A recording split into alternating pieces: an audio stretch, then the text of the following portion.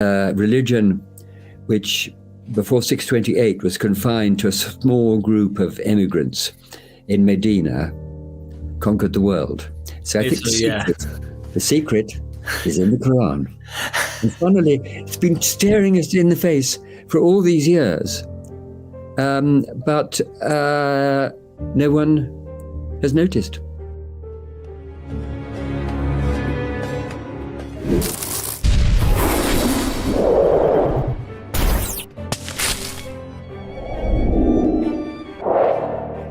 We are Myth Vision. Welcome back to Myth Vision Podcast. I'm your host, Derek Lambert. Special treat today on dealing with the time period where Heraclius, the emperor of the Romans, if you will, at the time, in Constantinople, and the origins of, if we could, Islam and the Persian War that's going on between Constantinople, the Romans, and the Persians. We're going to dive deep today.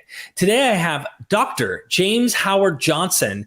He doesn't really need an introduction, but we're going to give him one because you've never seen him here before. James Howard Johnston is Emeritus Fellow at the Corpus Christi College, Oxford and University Lecturer in Byzantine Studies. His research interests include the history of East Rome, Byzantium between 500 to 1100 AD. East Roman Byzantine historiography, institutional history, and the history of international relations and diplomacy in late antiquity and the Middle Ages. I went for the brief one, my friend. Can I call you James during our episode? Please do. Please do. By the way, I'm a quarter American, so I'm very, very willing to be called. My father's father was American from New Hampshire, fought in the Civil War. Wow. On the north side. He was a drummer boy. That's amazing. Made a fortune in South America, retired to Europe.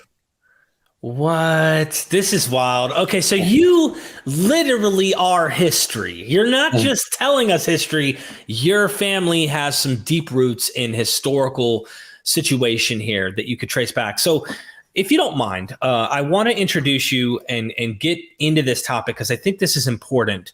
Can you tell us a little bit about your background and what you specialize in? And while you do that, I'm going to show some of your books and give little plugs for anybody who's interested in helping us out here. Oh, Lord, you want me to talk about my background? Well, sort of typical English, Scottish background. I'm educated privately. Went as an undergraduate to Christ Church, one of the largest colleges at Oxford, in 1960. Finished my first degree, which was in classics, in 1964. And then, primarily, out of nervousness of going out into the world, having led a very secluded existence until that point, I stayed on to do research, and I chose to do it in a field where my knowledge of the Greek and Latin languages and of ancient history would be of use. But the continuation of it into the early Middle Ages, where much less research had been done. So my life has been remarkably uneventful. I moved in 1971 from my undergraduate and graduate college of Christ Church to Corpus Christi College, as you've already said. And this was a move of 0 millimeters from one adjacent college to the other adjacent college. So that, you could say, is a life in which no progress whatsoever has been made. But in fact, when I did that move, I immediately began to feel rather claustrophobic in Corpus, which is rather a small college. And at that stage, I immediately I was adopted as a candidate for an election in the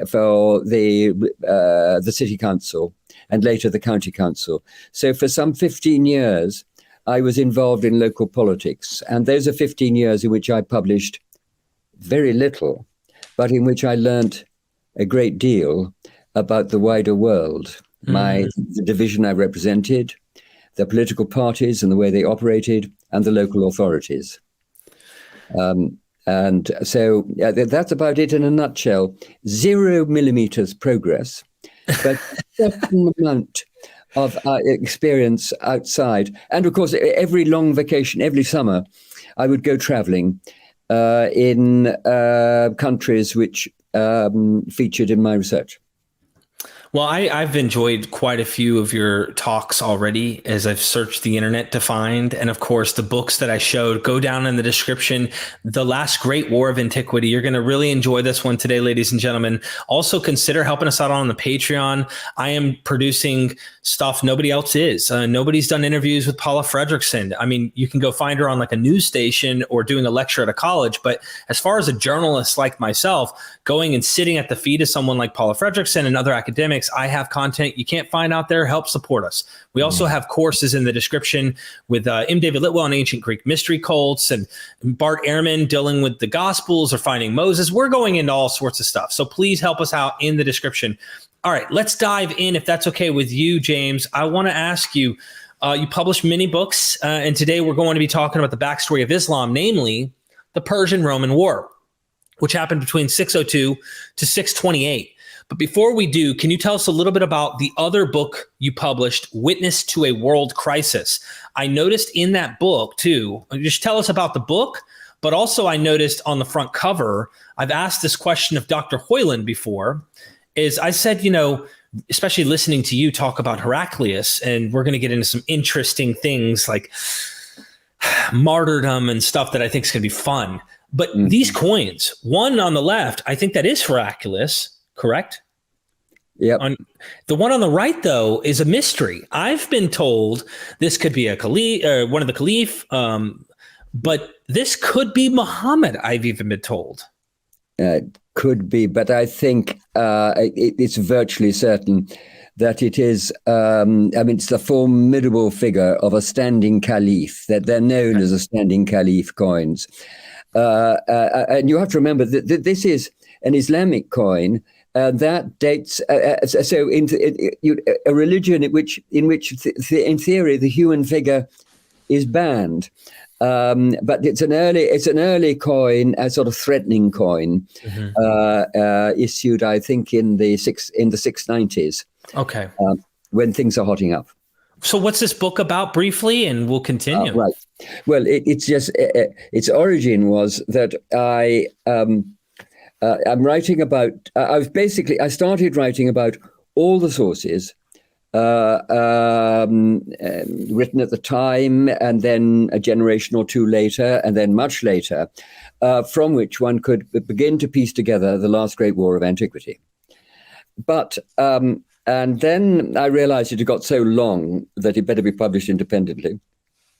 And then it seemed to me to be rather silly to have done all this work to produce the sources about the last great war of antiquity, when they also deal with the origins of Islam. And so basically it turned into a systematic analysis of all the primary material of real value that covers the 7th century, when the whole structure of the world in the Middle East changed with the rise of Islam. So it's basically, I'm continuing. Robert Hoyland started on this sort of work in his first book, Seeing Islam as Others Saw It. This was basically a more, I can't say more comprehensive, but a more focused study of the key sources, to which I then added a few chapters of reconstruction of the history of the 7th century.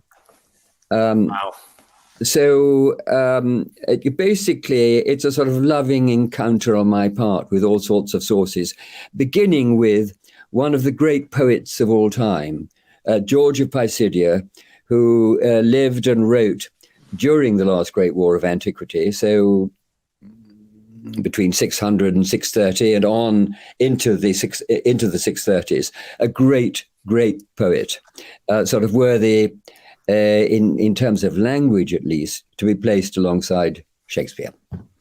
Wow, this is a wonderful topic. I didn't realize how amazing this topic would be until I started venturing into it and realizing the implications of it.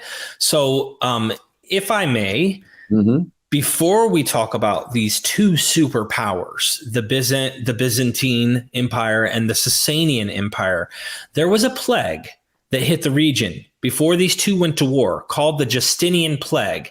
Can you tell us more about this plague? When did it start? How far did it reach? And when did it end? While you do that, I'll show a visual of the plague. Oh dear. Yes. The plague probably originated in the interior of East Africa.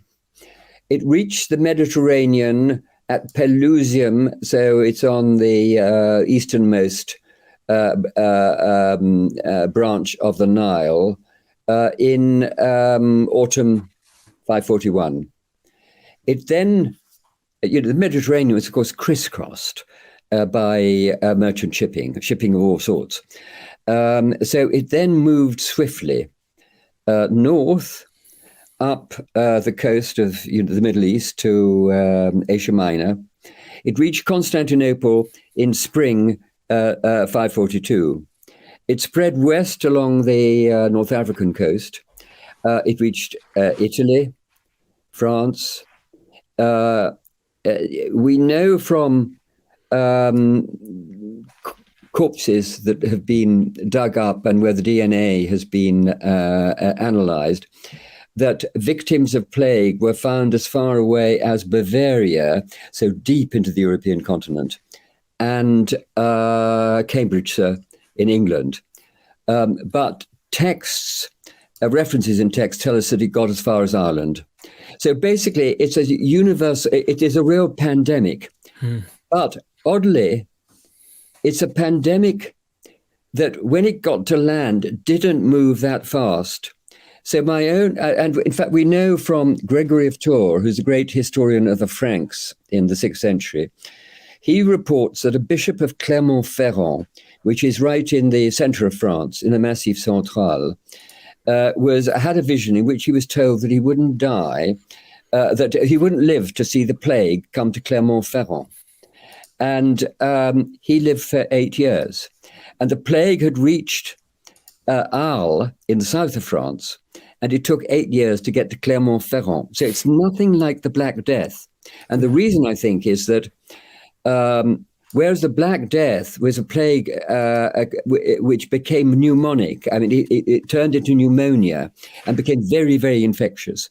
I think there is no indication that this first plague, which was bubonic, but it spread through closer contact, much closer contact.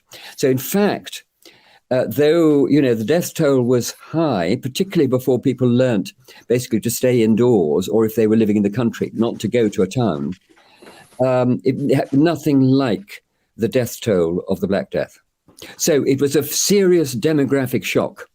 But at the time, the two empires which we've been talking about were at war with each other. And there's a slight stuttering of the Roman war effort in 542. And there's a slight stuttering of the Persian war effort a year later when the plague reached them in 543. But basically, they continue at it, hammer and tongs. Wow. So the plague didn't, it wasn't something that changed the whole outlook of humanity at the time in the way that I believe the Black Death did.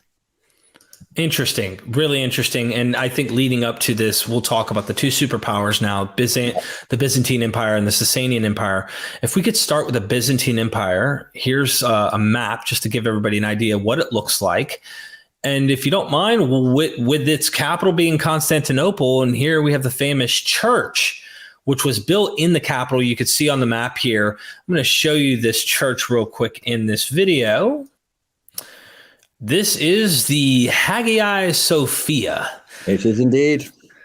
And of course, this ends up eventually getting conquered by Islam. And you can actually view the inside. You'll see a lot of iconography from Muslim background. So to give people an idea, that is the Hagia Sophia that was in Constantinople at this period. I just want to give people visuals. Can you tell us a little bit about the history of the Byzantine Empire? When was it formed? How long did it last for? And who was the emperor during the time of Muhammad? Right. Now, I'm afraid the first, I've got to be boring, is just, you did refer to it earlier as the Roman Empire, and you're now referring to it as the Byzantine Empire. Now, of course, it's both. Basically, the Byzantine Empire is what some scholars call the Roman Empire once it was Christianized in the time of Constantine the Great, so the early 4th century. I'm afraid that I tend not to use that designation then, because it's still the Roman Empire. The beginning of the 4th century, it's extending over.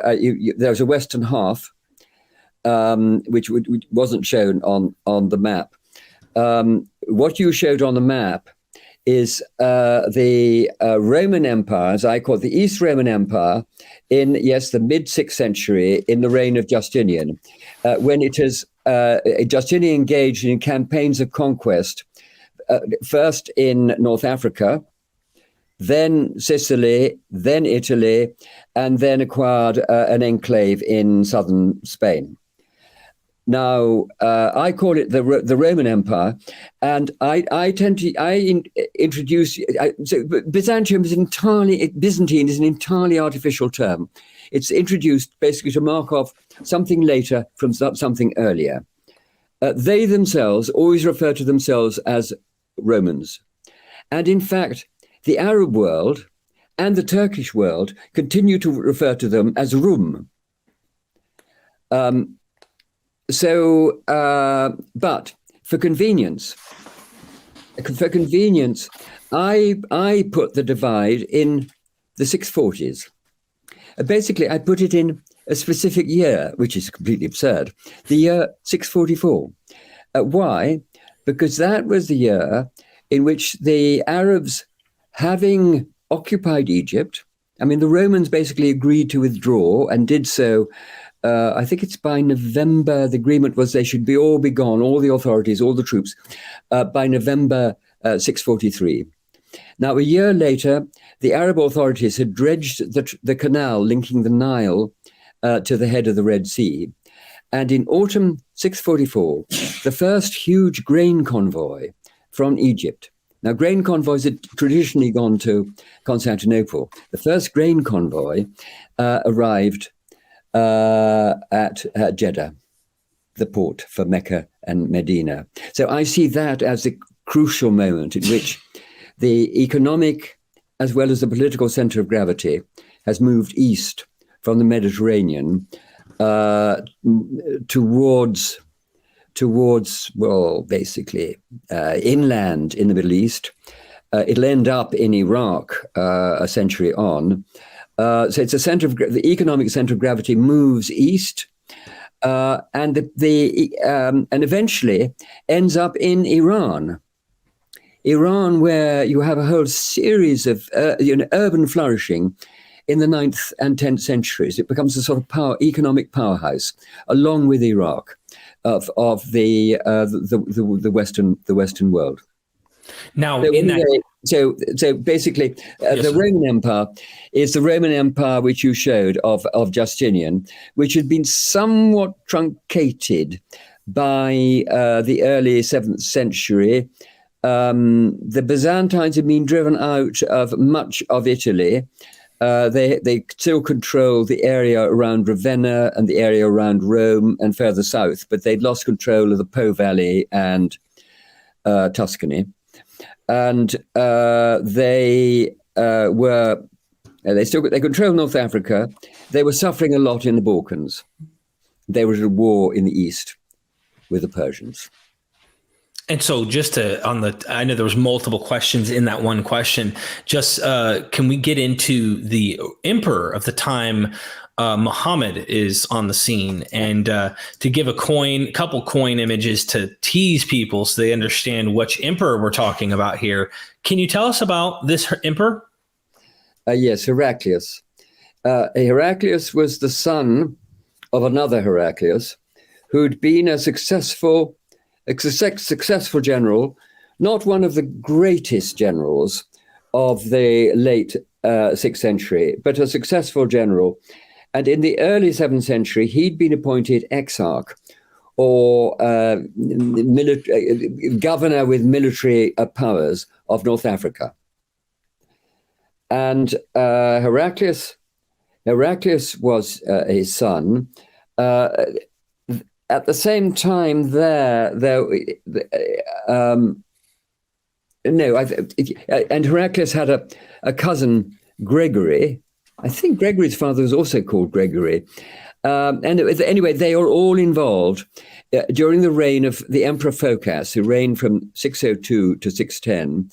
They are involved in stirring up opposition to the regime, which was becoming more and more unpopular in Constantinople, where the Senate still existed, the Senate of the Roman Republic still existed, and the 7th century is one of the periods when it assumes actual power as well as sort of symbolic importance. And basically, senators in Constantinople and these dissidents in North Africa get in touch with each other. And then a rebellion gathers way, which begins to turn into something like a very serious political revolution in the empire.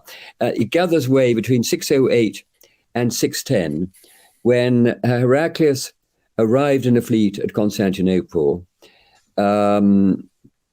penetrated into the walls, caught Phocas, had Phocas executed, and took power. And he remained in power until his death in 641.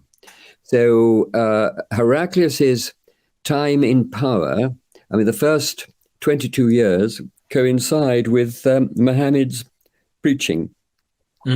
First at Mecca from 610 to 622, and then at Medina until his death in 632. Thank you so much. I really appreciate that, James.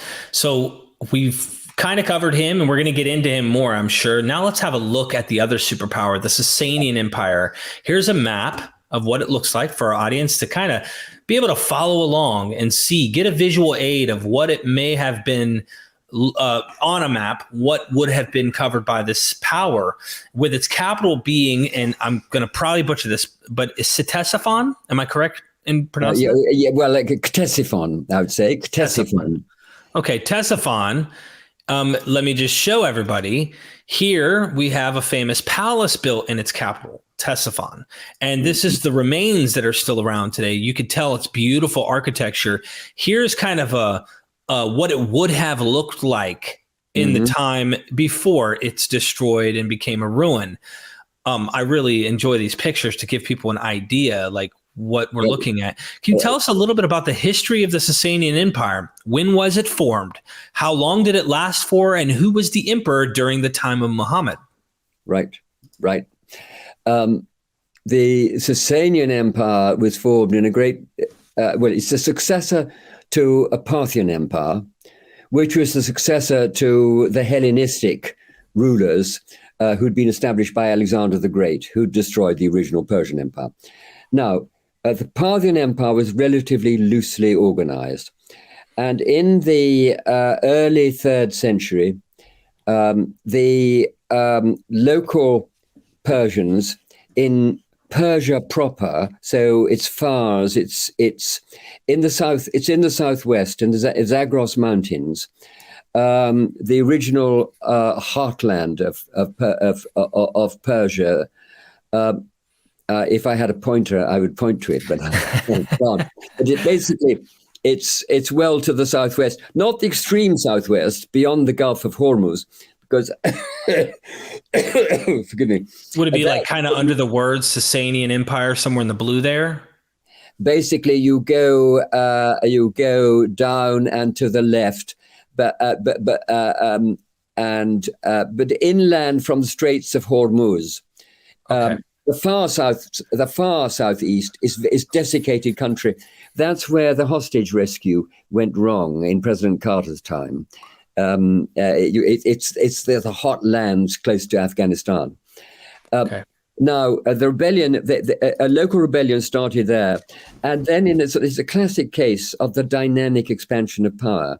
Each success bringing the leading rebel, Ardashir, more supporters and making it more likely that there'll be another. So it's a virtuous cycle in which he, stage by stage, imposes his authority over the whole Iranian uplands. And then in the 320s, it's about 326, I think, they take over the old Parthian capital in what's now Iraq, in Mesopotamia.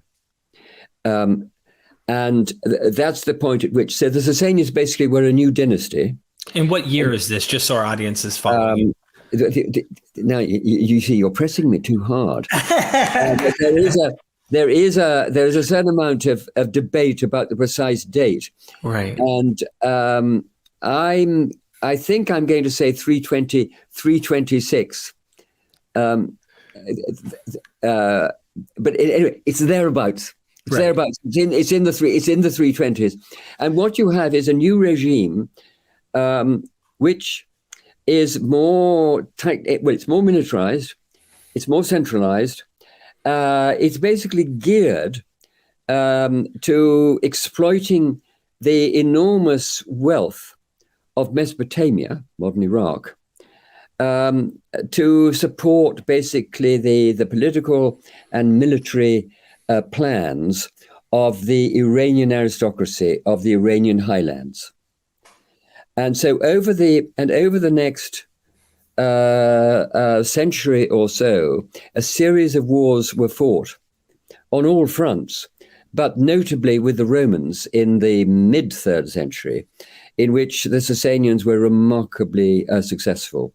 This is in the reign of Ardashir's son, Shapur I, and his most striking campaigns, where he goes through much of the Eastern Roman Empire, were, I mean, in Middle East proper, took place in the 350s. Now, if there's any Sassanian experts watching this, they're going to slit my throat, because the vagueness on the dates. Of course, I haven't rebriefed myself right. before this session, but I'm giving you the main shape of it. And the last of the early Roman-Persian wars ended in the middle 4th century. This was a war that the Romans started at the very end of the reign of Constantine the Great, and it carries on into the 360s, and it ends with the disastrous invasion of Persia by the Emperor Julian, which ended in in defeat, his death, and a pretty desperate withdrawal of the Roman forces. And from that date, for about the next 120 years, there's a period of coexistence, and then war starts again in the 6th century. Now, but you want to know something about the Sassanian Empire? Well, I've said it's militarized, it's centralized. It could probably put out into the field armies of the. Sorry about this ringing telephone. You're fine. You're fine. I shall silence it. No problem. Armies of the same size as the Romans. I mean, they have to, there are tremendous fortifications and armed military camps. It's a powerful, well-organized state with an entirely independent culture. If I may, just to throw a few caveats to give your answers to, as we're leading into the emperor during the time of Muhammad in the Sassanian Empire, two things. I've heard the Sassanians, or let's just say the modern Parthians, or however you want to put it, this new regime, they've captured one of the Roman emperors, I'm sorry. Yes, so it's a very important defeat. And in one of them, they had a hostage, one Yeah. of them. So that was a real good military tactic there. Are they also kind of flying, while they're an empire that may have various thoughts, even Christians may be part of this empire, Are they kind of flying under the flag of Ahura Mazda? Are they Zoroastrians at the top? A very, very good question. Took me a long, long while, I think, really to appreciate that there was a fundamental difference between the two empires. In the Roman Empire, emperors and churchmen wanted people to agree both on doctrine and on rite, ritual. And it resulted in terrible, in conflicts of all sorts, which were carrying on through the 6th century and into the 7th century at the time of the last Great War. And by the way, it's one of the criticisms of Muslims, of Muhammad, that Christians were at each other's throats about doctrine. Now, we go to Iran, to the Sasanian Empire, and yes, there was an official religion, which was Zoroastrian. So Ahura Mazda is the supreme power on the side of good. But there probably were several strands within Zoroastrianism which coexisted. But also, there were other religions very well established within the Sasanian Empire. A huge Jewish community in Mesopotamia, the Babylonian Jewish community, responsible for the Babylonian Talmud, so a huge collection of material on practice and belief. And also large Christian communities of two denominations, Diophysites, that is, Christians who were inclined to stress both the humanity and the divinity of Christ without insisting on their really close union, and Miaphysites, who were really insisting on the close union. Now, they are against each other, and they're also against the Chalcedonians of the Roman Empire. Right. So you've got basically, you've got the Diophysites, or commonly known as Nestorians, though it's unfair, are strong in Mesopotamia, where the Jews are strong, and the Miaphysites are particularly strong in Armenia. But then, as well as them, there are Buddhists in the far northeast. Manichaeans as well, right? Yeah. And then, yes, indeed. The Manichaeans were persecuted, but these others are basically, it's rather an admirable, tolerant regime. I like that, and I wish maybe we can learn from this as in history. And indeed, we really could. I love this. So, just to get to the actual emperor during the time of Muhammad, who's this guy? All right. Well, this guy is Khusro II, grandson of Khusro I, who was the great Shah at the time of Justinian. Khusro II succeeded basically succeeded to the throne when his father Hormizd was overthrown and executed. But the rebel who had brought about the overthrow of his father and his execution was basically threatening Ctesiphon. So the young Khusro fled to the Romans to seek asylum there and to get help. The age of him it's quite hard to gauge his age when that happens, but there's an Armenian source that refers to him as a Manuk. That this means a sort of it basically means a young adult. I mean, it could mean a boy or an adolescent.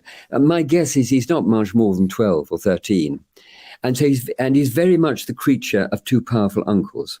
So what happens then is that in 591, Roman help is produced. Two armies with a lot of Persians involved invade. The usurper Bahram is overthrown and killed, and Khusro is installed on his throne. So he's very much indebted to the Roman emperor of the time, called Maurice. He has to face all sorts of problems in his first 10 years, particularly from these very powerful uncles. But everything is reasonably calm when we come into the 7th century. And he gets the news that his benefactor, Maurice, has been overthrown and killed by the Emperor Phocas, to whom I referred before. And this then provides him with a pretext to go to war. And he lives on until 628. And he was executed on the 28th of February at 628. I know I've been sloppy about dates earlier on, but I can get more precise now. Yeah, no, this is we're getting to the hot spot. So now I would like to move on to the war between these two. And there were many highlights: the Persians and Jews forming an alliance, the Persians capturing Jerusalem, taking the true cross, Heraclius leading the fight back and rallying his troops to martyrdom.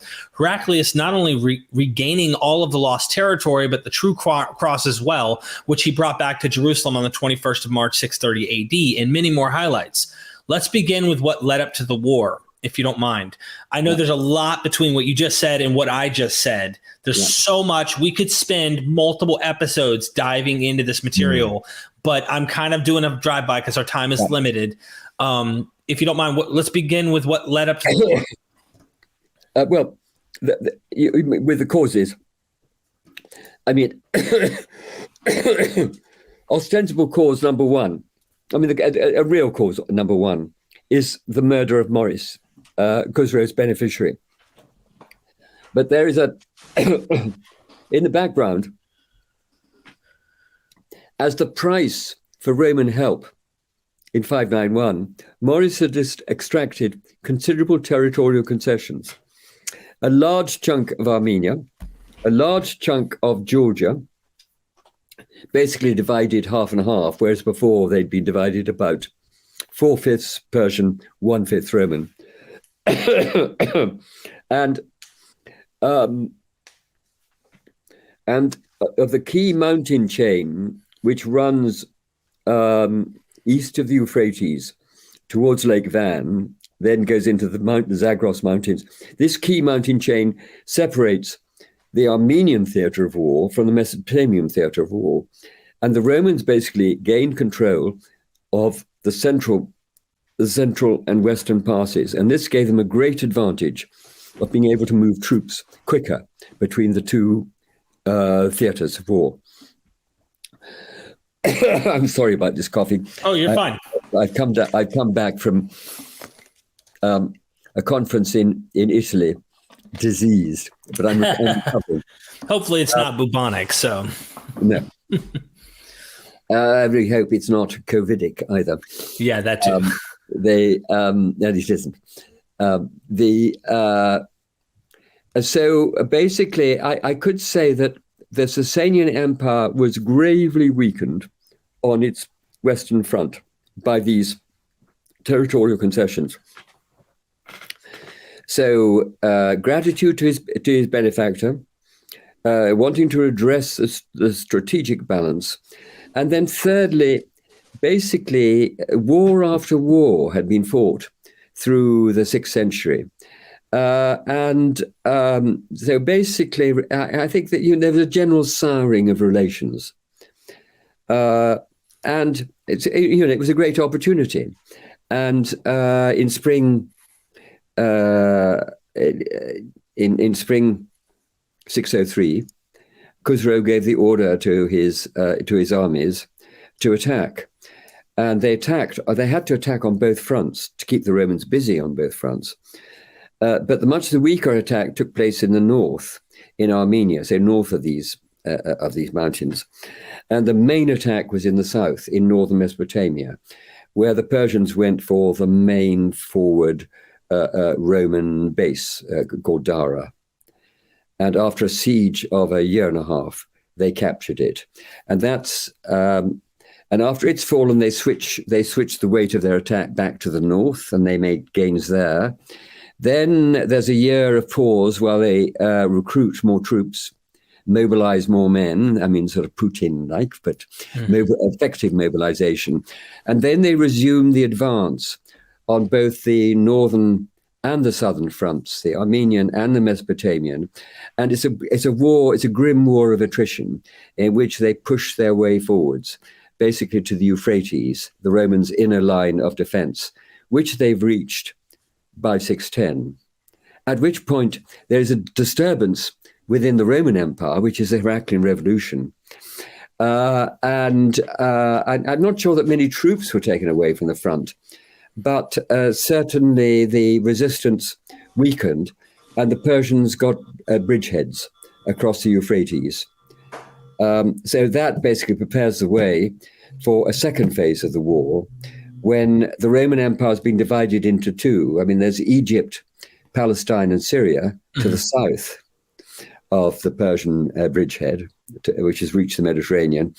And there is Asia Minor to the north and the west. And so thereafter, the Persians can basically move their forces either northwest or south and roll up the map of the Middle East. So conquering successively Syria, Palestine.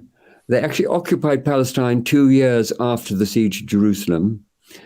Then, after a pause, taking Egypt the invasion is in 619. I think they've got firm control of it by 621.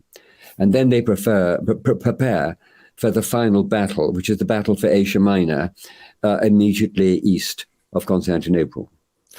There are so many questions, and I'm in trouble because if I ask you one, we're going to go off into this. But so they conquer Palestine, they conquer Jerusalem. Yeah. And you mentioned there's a large amount of Jews, especially like we talked about the Babylonian Talmud that are in this region. Yeah. Can you tell me about the alliance between the Persians and the Jews? Why did the Jews go up to the Persians in the first place? And was it a military alliance or something else? Well, the general notion that the Jews and the Persians were working very close together, that basically was a Roman. I think that was a Roman propaganda view of things. What we know happened was the Persians intervened in 614 in Jerusalem because a pogrom had started as Easter approached and tensions between the two communities grew. The Christians turned on the Jews, and the Persians basically intervened to protect the Jewish community in Jerusalem.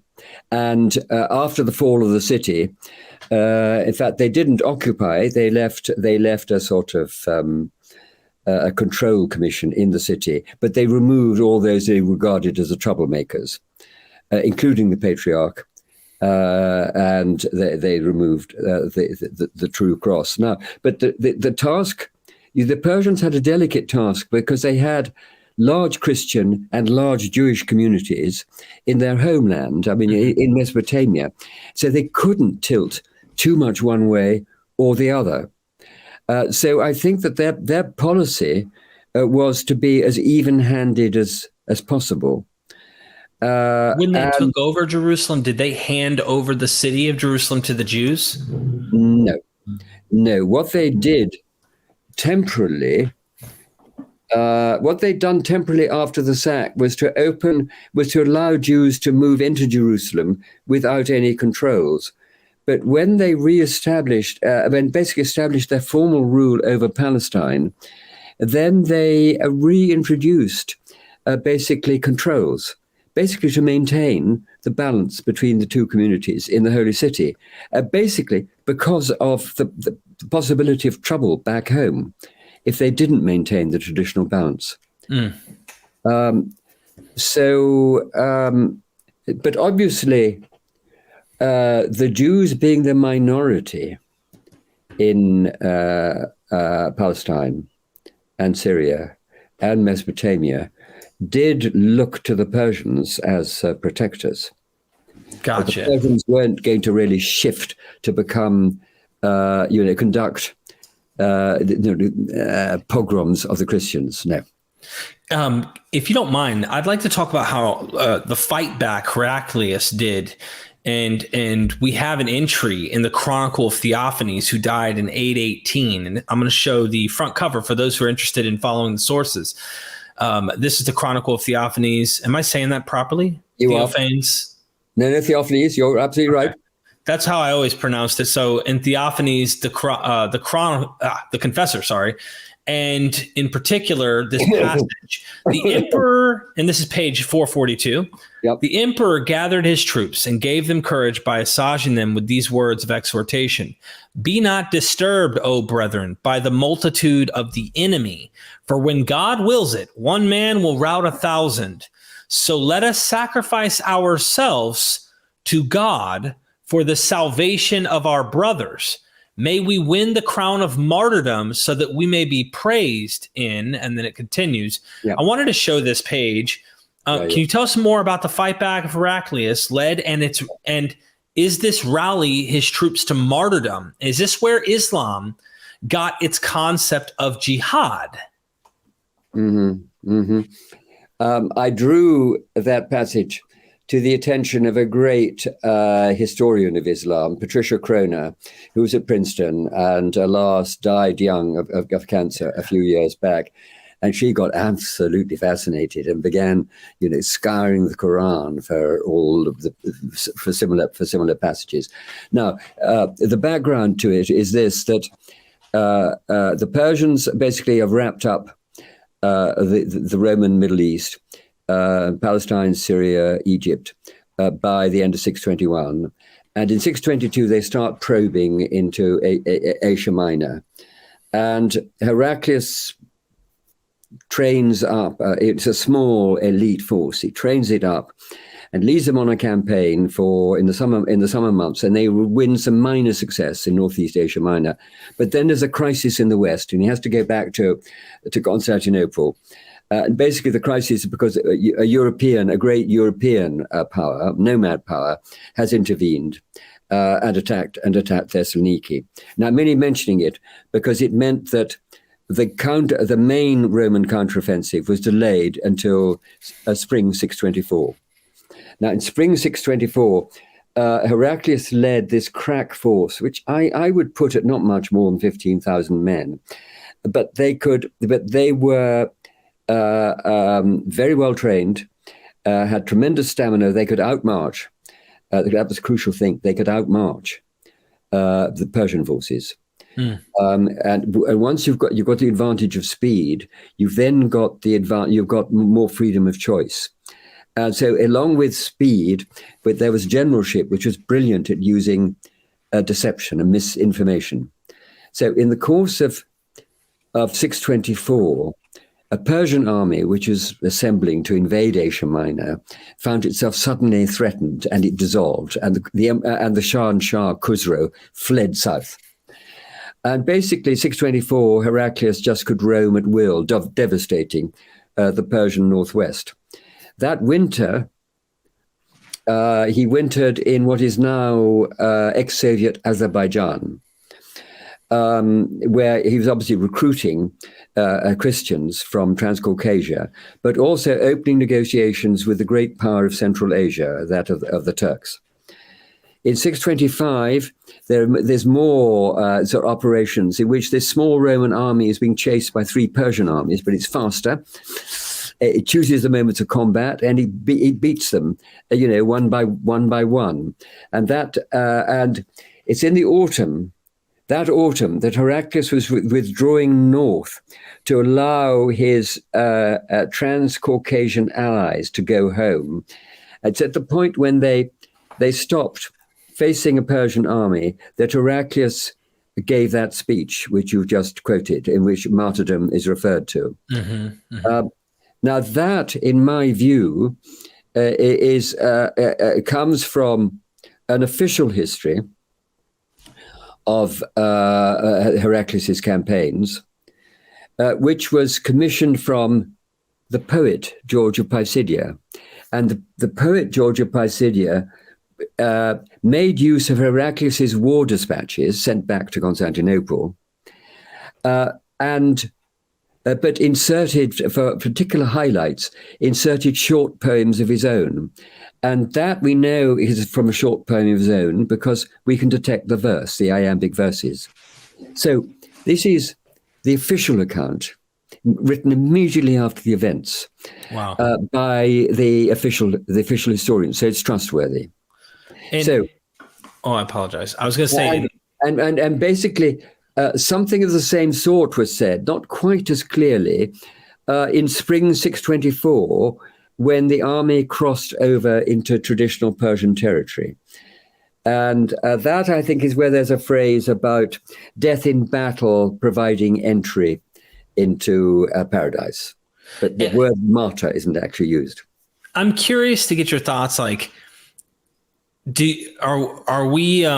We don't have the best data, but is there good reason to think that these sayings of Heraclius have spread down into Arabia, and that Muhammad would have heard of Heraclius's bold claims, his faith position on these things? We can't rule that out. I mean, what I think is absolutely certain is that the Arabs of all sorts, nomad and settled in Arabia, would have been aware of the Great War being fought in the north.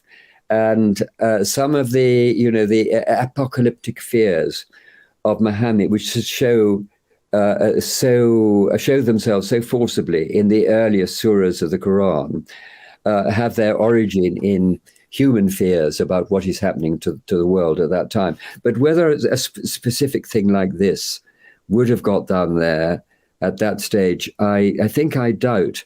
But where I would locate the origin of this idea is, in fact, nearly 200 years earlier.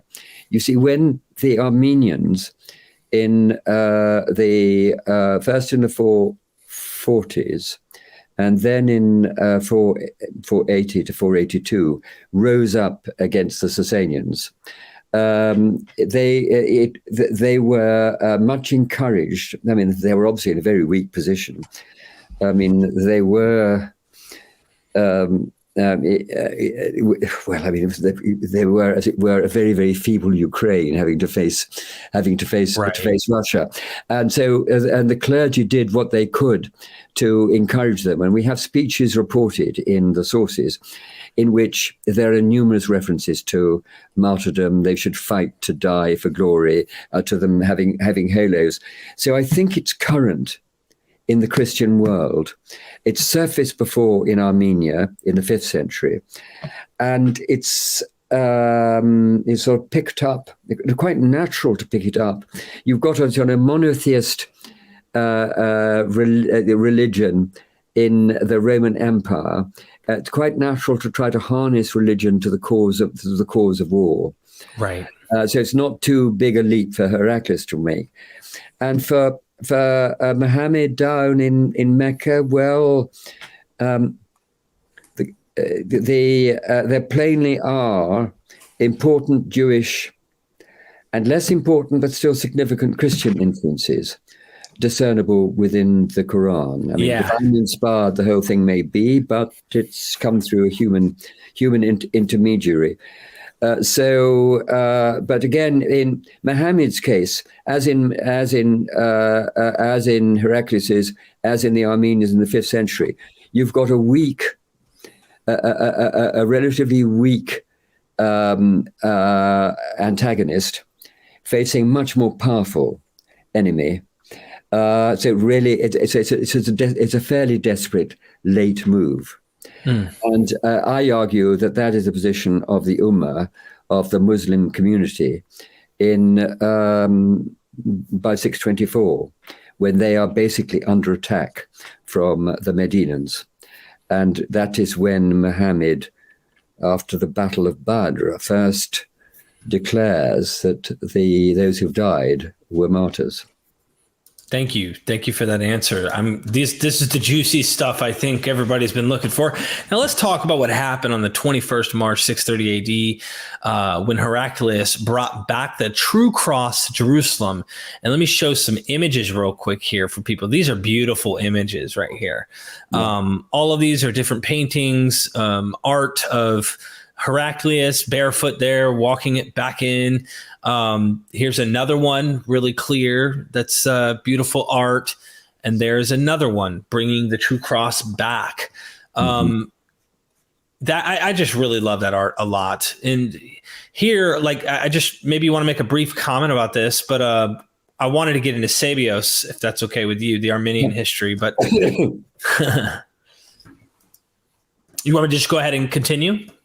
Oh, right, yes. Oh, I thought you were going to produce a bit of pseudo-Sebios on the screen. Let's do it. Yeah, let's do it. I am. But better than any words of mine. Yeah. So, okay, here we go then. We have Sabios, who wrote in his chronicle in 660 AD, telling us how everyone felt. When the blessed, pious, and late lamented King Heraclius had received the Lord's holy cross, he gathered his army with ardent and happy heart. He set out with a royal, retinue? Retinue, yep. Honoring the holy, wonderful, and heavenly discovery, and brought it to the holy city with all the vessels of the church, which he had saved from the hands of the enemy in the city of Byzantium. There was no little joy on that day as they entered Jerusalem.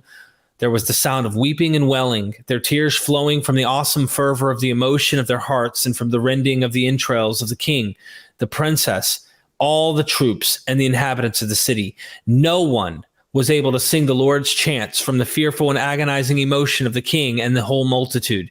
He set it back up in its place and put all the vessels of the churches in their places and distributed the alms and the money for the incense to all the churches and inhabitants of the city. Yeah. So did the restoration of the true cross trigger any apocalyptic feelings that this may be the signs of the second coming of Christ and the end of the world? Well, there are, yes, there are stirrings. The stirrings, particularly showing in Syrian writings, but I think neither in the Roman Empire nor in the Sasanian Empire at this stage. I mean, it was a ceremony fraught with significance. I should just say that the Roman, when the war was going really wrong, so, in the run-up, the late sort of 618, 619 to 621, that's when the Romans could do very little. They could, of course, pump out propaganda, and that's where they began to focus on the true cross. And the true cross became a sort of a central feature, and it was going to be the real symbolic trophy of victory. Now,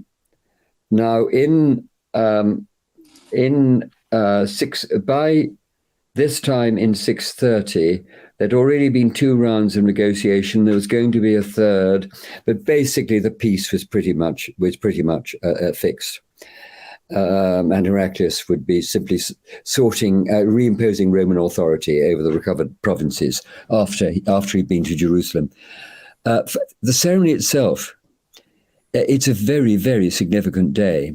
You see, according to the Easter Chronicle, which was written at about this time, which probably ended with an account of this ceremony, the third day of creation, Wednesday, when the sun and the moon, the stars were created, that was when time began, because you could start to calibrate it. And that was Wednesday, the 21st of March, for the Easter Chronicle. Now, the 21st of March was also the equinox. That is the start of the Persian New Year festival, Nowruz, at which point the powers of good would re-emerge and prevail over the powers of evil on Earth. So it's a day absolutely fraught with significance. And that was a ceremony which then would resonate through Christendom for centuries to come. And in particular, many of the manuscript illuminations which you showed are probably illuminations to the story of the it's the Golden Legend. It's a slightly embroidered version of the story of the return of the cross, about how Heraclius, in order to enter through the Golden Gate onto the Temple Mount, had to himself shed his imperial robes and get off his horse and come in as a man, a humble man on foot, and then the gate miraculously opens. Now it's that story which was being illustrated, but it shows the astonishing grip that it had on the Christian imagination for the foreseeable future. I also have to show everybody the Cave of the Books, the book of the Cave of Treasures, and this I think was written in the end of the 6th or beginning of the 7th century. Yes. Just to read this, the King of the Greeks will go up and stand upon Golgotha, where our Lord was crucified, and he will set the royal crown upon the top of the holy cross upon which our Lord was crucified, and he will stretch out his 2 hands to heaven and will deliver over the kingdom to God the Father. And so did people believe that Heraclius was the last emperor before the second coming of Christ? No. Basically, it's a very, very dramatic moment when the supreme ruler on earth comes to the most sacred place on earth. But the notion of the last emperor coming and laying down his crown, that basically is a scenario which was envisaged in an apocalyptic text known as Pseudo-Methodius, and that's where it's fully articulated. And that's a text which has been firmly dated to the 680s, early 690s, as a great civil war was tearing the caliphate, the Islamic empire, apart. And so Christian hopes were arising again in the Syrian world. So there's something of a stirring, as I've said, in the 620s. But the real articulation of this, best known of all, the apocalyptic texts, is happening later, and it was giving hope to all those who'd been conquered by Islam. Wow. Few more here, if you don't mind, James. We have a hadith and an entry into the Doctrina Jacobi written in 634 AD, where we have Muhammad also believing the second coming of Christ. So just to read that, Allah's messenger said, "The hour will not be established until the son of Mary, Jesus, descends amongst you as a just ruler. He will break the cross, kill the pigs, and abolish the jizya tax. Money will be in abundance so that nobody will accept it as charitable gifts." And just to show the Doctrina Jacobi, proclaiming the arrival, or the Saracens, and he is proclaiming the arrival of the coming anointed one and Christ. So we have like non-Muslim and then Muslim sources kind of lining up that Islam has a second coming of Jesus doctrine built into its core. Yeah, well, the problem with hadith is that these are much later scholarly comments on the core texts, and basically what hadiths are trying to do. I mean, Muhammad, throughout his career, was adamant that he was simply a human being. He was simply a vehicle for a transmitter of God's message to man. So what he did and what he said as a human being really was of no significance. But the hadith are basically presuppose that everything that Muhammad said and everything that he did is basically should be viewed as an example to be followed by future Muslims. So this huge literature was built up, but basically going against the Prophet's the prophet's view. So there's a complicated process of trying to trace hadith back as early as possible. I've no idea how far back you can trace that one. Right. As regards the Doctrina Jacobi, Nuper Baptizzati, so it's a fascinating text because it's Christian. It's a Christian text directed towards Jews, but it's actually trying to persuade them to come over. It's not a sort of polemic. It's arguments which are designed to win them over. And it's got several references to what is happening in the Middle East. But it's giving a Christian view of what the Muslims were up to. So they're completely misinterpreting Muhammad. Because as I've said, Muhammad basically viewed Christ as a much more, as closer to God than Muhammad was. Muhammad was just one human being among other human beings. No question of him being the anointed one. Thank you so much for that. I mean, you kind of answered this here, but my question was, do you think Muhammad also believed that Heraclius restoring the true cross triggered off maybe some apocalyptic fervor or second coming of Christ, and he wanted to be in Jerusalem as well? It seems that there's a mission where he's wanting to go and accomplish or capture Jerusalem, looking at like Luke 13:33, which says, no prophet shall perish outside of Jerusalem. You kind of wonder if he, being a prophet figure, thinks, I got to be in Jerusalem. I don't know. Well, you're certainly right that Jerusalem, the holy city for the Jews, so for the Old Testament, the holy city for Christians, the second great set of instructions for humanity from God, that it was the holy city for the recipients of the third revelation, Islam for Muhammad.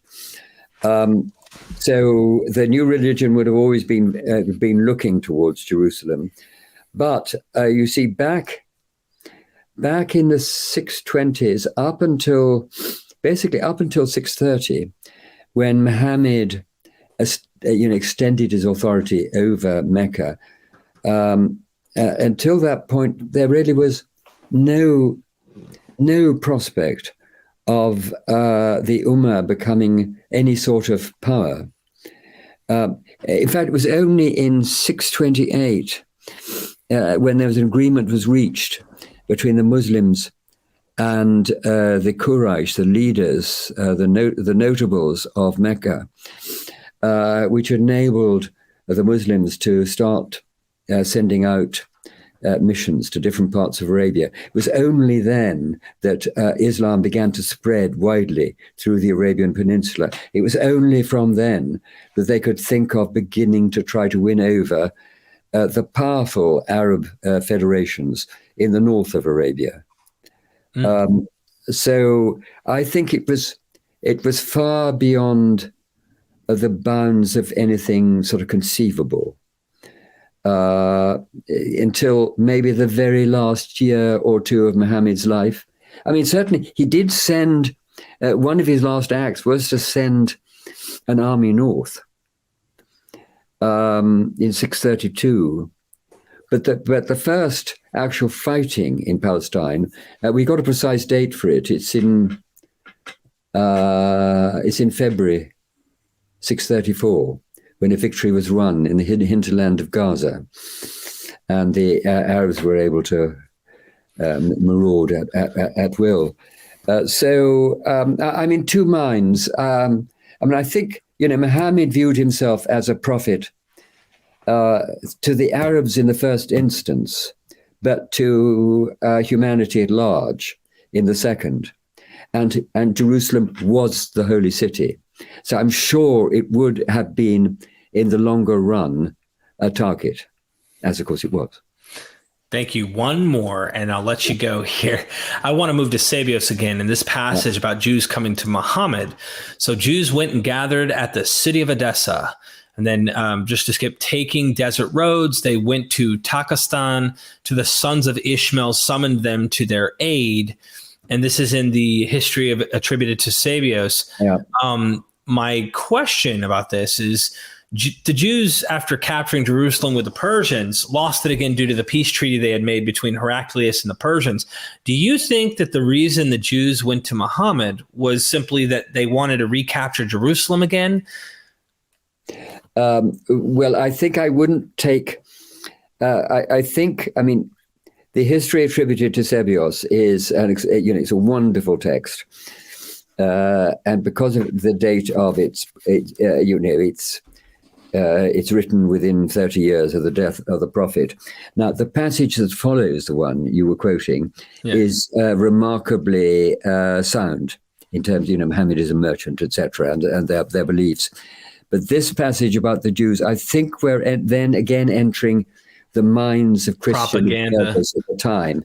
So it's rather like what's going on in the views in North Africa about the prophet. This is an Armenian view. So Armenia, well to the north of Palestine, an Armenian view, knowing that there were close connections between Jews and Muslims, that there had been in Medina. It's very much a Christian view of it. So I dare say there is some truth to it. I'm sure there were connections between north and south, but the whole tale of, as it were, the promised land. And it's promised to Arabs as well as Jews because they're closely related. That, I think, is a Christian sort of rationalization of what was happening. I love this. Thank you for your time, Dr. James Howard Johnston. I have questions about the Quran I'd love to get into with you. I'm thinking, especially with this Persian-Roman war in Upper Mesopotamia, there's just like almost apocalyptic mythological narrative of a wall that we find within the Quran as well, that dual Quran and stuff like that needs to, like, there's some apocalyptic mythological thing that's going on. I'd love to dive into this with you and get your take. I don't know if you want to tease us now or if you want to just follow up with another episode. I think let's follow up with another episode. On the wall that keeps out Gog and Magog, I'll need to do a little bit of prep on that. Okay. But on the Quran, I mean, I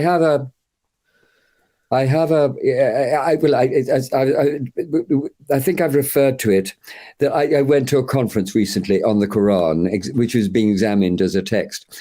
And everyone else was looking at the text of the Quran and what had gone into it. But I was interested in the text of the Quran as a major actor in the events of the 7th century, of its effects. And when I can read within it key passages which tell one how it was that this religion, which before 628 was confined to a small group of immigrants in Medina, conquered the world. So I think the secret is in the Quran. And finally, it's been staring us in the face for all these years. But no one has noticed. I think that's a perfect way to end this episode. Everybody, go in the description, get the books, help support us on the Patreon. We love educating the world and giving you things you're just not going to find out there. I appreciate your time. Dr. James Howard Johnston, please get one of his books. And until next time, ladies and gentlemen, are there any final words from you, James? No. Thank you. We are Myth Vision.